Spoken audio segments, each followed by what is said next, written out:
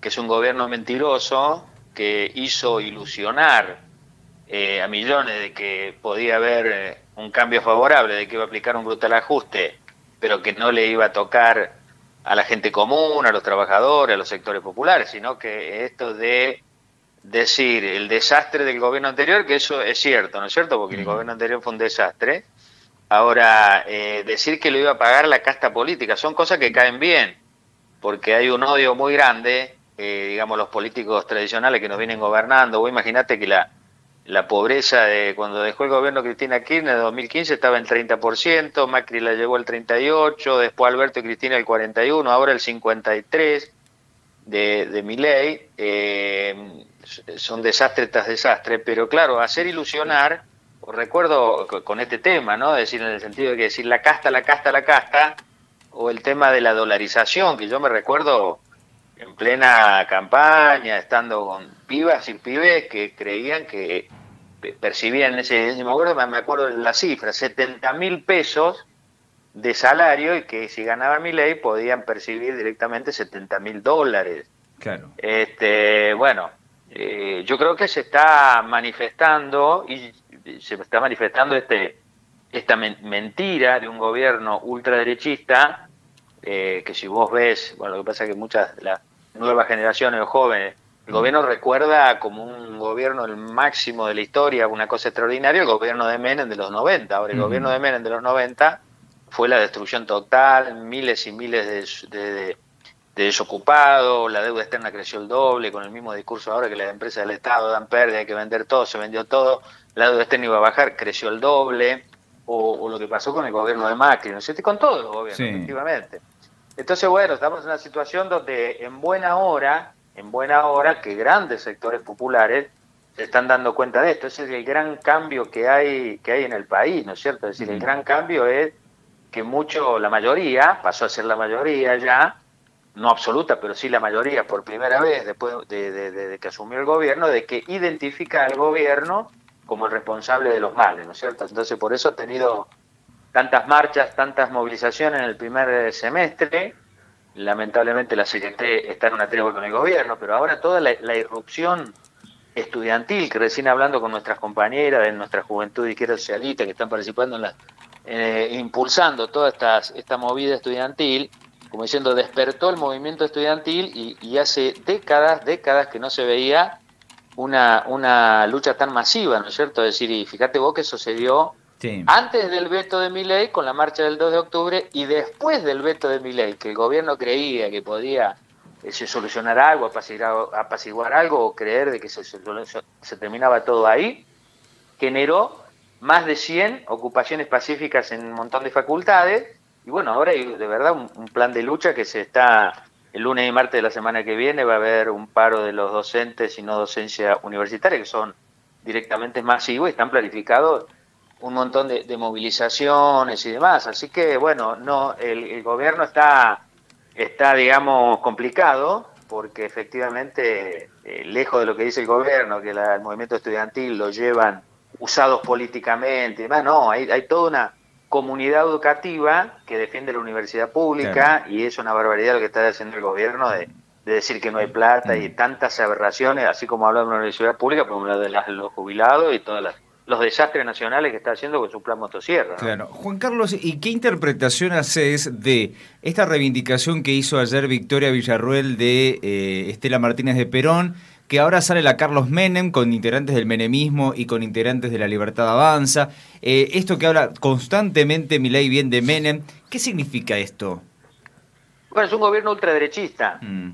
Hay que ubicarse en eso, es decir, todos los gobiernos han sido, bueno, de centro derecha, el gobierno peronista en su momento era nacional y popular, todos mantienen el capitalismo, pero ahora la ultraderecha nunca había gobernado en nuestro país en los últimos 40 años de que cayó la dictadura para acá. Ujú. Y eso se muestra en todo sentido, la reivindicación al genocidio, este ninguneo de los 30.000. Villarruel, me acuerdo que apenas asumió, hizo un acto en la legislatura pidiendo, en la legislatura porteña, que fue la primera marcha que hubo en repudio a un hecho de esa característica, usar la legislatura para llevar a militares, digamos, diciendo que eran víctimas.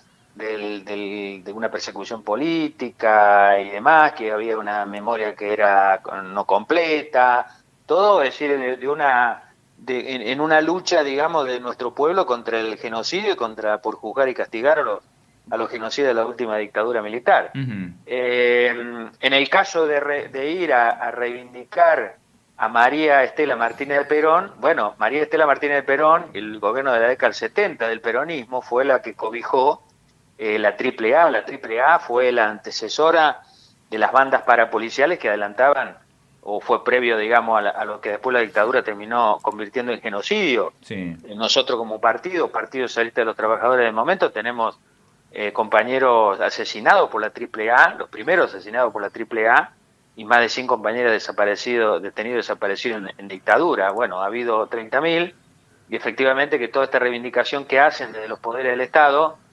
son aberrantes bajo todo punto de vista. Y te agrego un hecho no mayor, pero en el mismo sentido, que el gobierno nacional de Milei se haya ido a abrazar con Netanyahu y ponerse del lado de Israel en la masacre que está llevando adelante contra el pueblo palestino, bueno, eso es una peligrosidad enorme. Por eso hemos hecho marcha, movilizaciones diciendo no en nuestro nombre.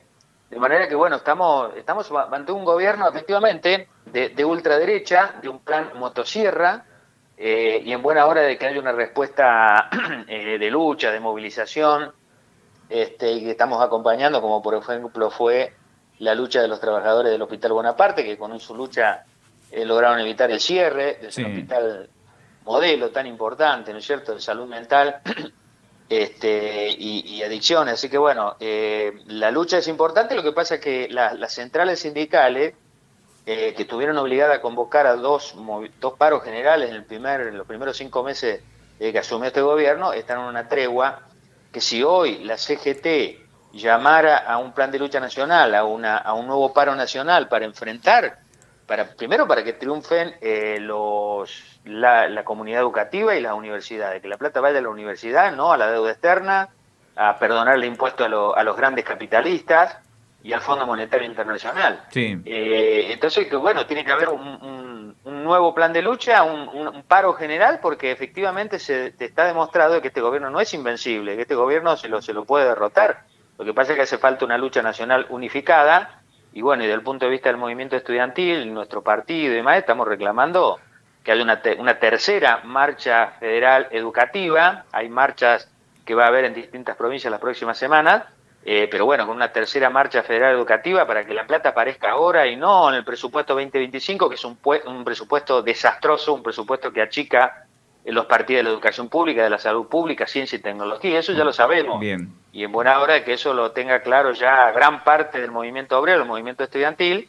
Lo que pasa es que tenemos que lograr que las direcciones sindicales, por un lado, fijen esa medida, y bueno, y también denunciar que el peronismo ante todo esto está dejando correr. Y bueno, si uno ve las declaraciones de Cristina Kirchner, de Kicillof y demás, pensando, digamos, en las elecciones del año que viene y no en la necesidad urgente que tienen millones hoy contra Milei, ¿no? Rodrigo. Diputado, ¿cómo le va? Buenas tardes. ¿Cómo anda usted? Bien, todo bien.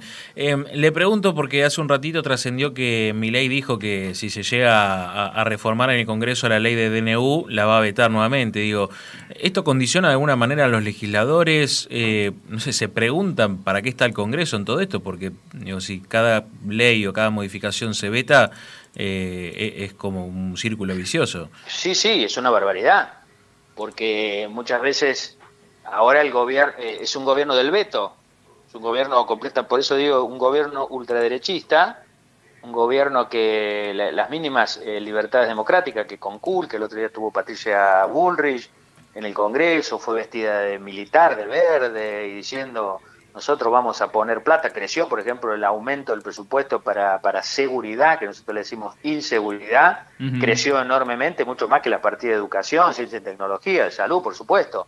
Y ella dice: no, el que las hace las paga, no vamos a permitir. Entonces dale, y acusa de terrorista, acusa de golpista a aquellos que defienden los derechos mínimos, ¿no es cierto?, como ocurrió con los 33 detenidos el día que se votaba la ley base.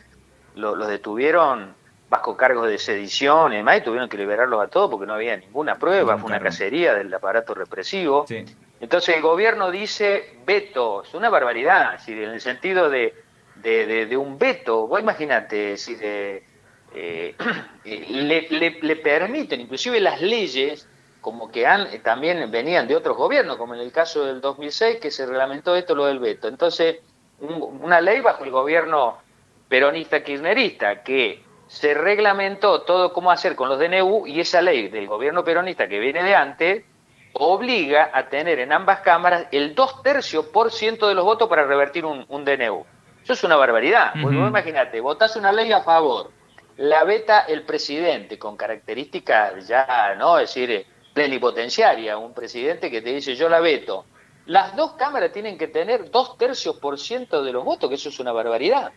Entonces, y ahora el gobierno dice que la va a volver a vetar, entonces estamos hablando de un gobierno de minoría que apela a lo más antidemocrático de todo, porque no tendrían que existir los vetos presidenciales, porque si el presidente dice tal cosa, la Cámara de Diputados vota una ley, bueno, directamente es ley y se tiene que aplicar, y no que el veto, que esto con el 2/3, eso de los 2/3 nadie se lo recordaba. Bueno, y ahora están todos apresurados a cambiar esa ley para que el gobierno no siga haciendo tantas barbaridades. Pero bueno, ahí está la complicidad del PRO, la complicidad de los radicales, la complicidad del voto de muchos diputados que responden a gobernadores peronistas, como Jaldo, como Jalil, que fueron en las listas de Unión por la Patria y ahora le votan hasta los vetos más repugnantes al gobierno de Milei. Entonces también eso es una conclusión muy importante, porque está quedando que solo el Frente de Izquierda no tiene fisuras, en este caso, y todas las bancas son contestes de manera uniforme en repudiar todos los vetos y todo el plan nefasto de Milei, ¿no? De Milei, los gobernadores y del Fondo Monetario Internacional.